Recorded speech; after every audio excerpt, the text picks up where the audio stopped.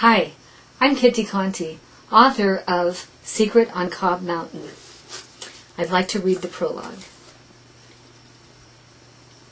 The sky was crystal blue as a young woman parked her car in the lonely lot. She quickly strolled over a footbridge that crossed a pond and headed towards the nature path.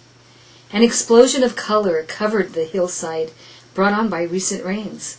The young woman didn't notice the wildflowers being crushed under her feet as she made her way up the trail. In her hand was a water bottle.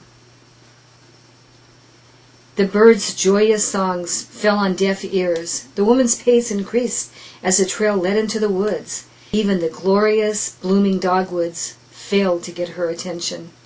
Nothing would slow her down now.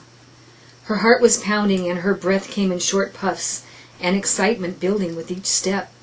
As she pressed on towards a fork in the path, she glanced down at the water bottle, and a little smile crept across her face. She took the left fork leading deeper into the woods. Soon, she thought, soon the pain will be gone. As she approached another fork in the path, a loud snap in the brush a few feet off to the right broke through her thoughts. She paused, turning to look. Nothing. She continued on. Before long, she heard movement near the path just ahead. She paused again, but could see nothing. A curious deer, she reassured herself as she moved on. The trees were taller and closer now, blocking out the clear blue sky. She was almost there. She stopped and drew in a deep breath. Leaving the path, she headed down the side of the hill towards a small clearing and rock formation below.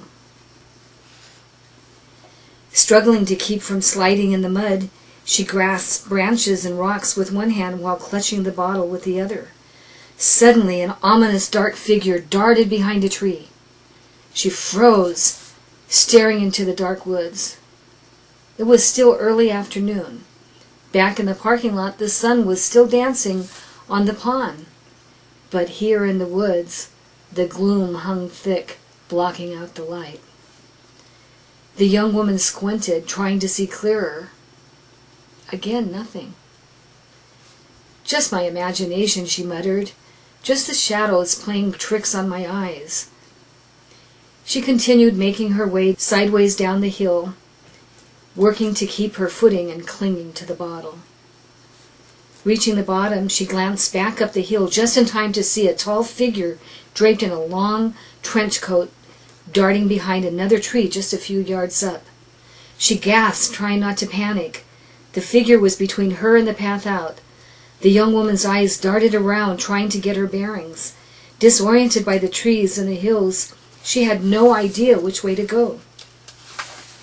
She ducked behind the nearest tree, hoping the intruder would move on.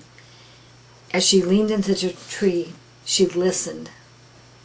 After what seemed an eternity of waiting, but hearing nothing except her own heart pounding in her ears, she stepped out from behind the tree, almost bumping into the tall, dark figure clothed in a trench coat and wearing a hideous Halloween mask.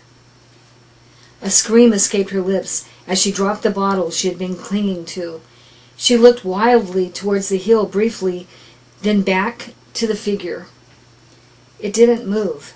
It seemed to be expecting her to run. She peered into the eye holes of the mask. She stood frozen for a moment, then glanced down at the bottle on the ground, and then back into the eyes of the mask, and calmly reached into her own jacket pocket and pulled out a pistol.